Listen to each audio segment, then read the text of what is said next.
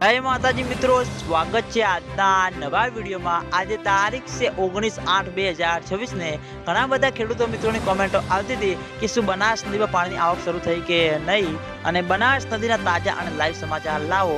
તો મિત્રો, હાલમાં ઉપરવાસમાં જેવો જોઈએ તેવો વરસાદ વરસ્યો નથી, તેના લીધે બનાસ નદીમાં થોડું પાણી આવી રહ્યું છે। તમે હાલમાં વિડીયોના માધ્યમથી જોઈ શકો છો।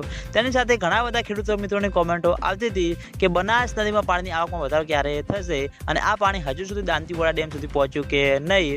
તો મિત્રો, હજુ સુધી આ પાણી દાંતીવાડા ડેમ સુધી પહોંચ્યું નથી અને આગામી દિવસોમાં વરસાદનો નવો રાઉન્ડ આવ્યો છે, એટલે માઉન્ટ આબુ, આબુ રોડ, અમીરગઢ, રાજસ્થાન ત્યાં આગળ સારો એવો વરસાદ વરસશે તો પછી બનાસ નદીમાં પાણીની આવકમાં વધારો થશે અને તેના લીધે જેમ બને તેમ ઝડપી દાંતીવાડા ડેમમાં પાણીની આવક શરૂ થાય તેવું લાગી રહ્યું છે।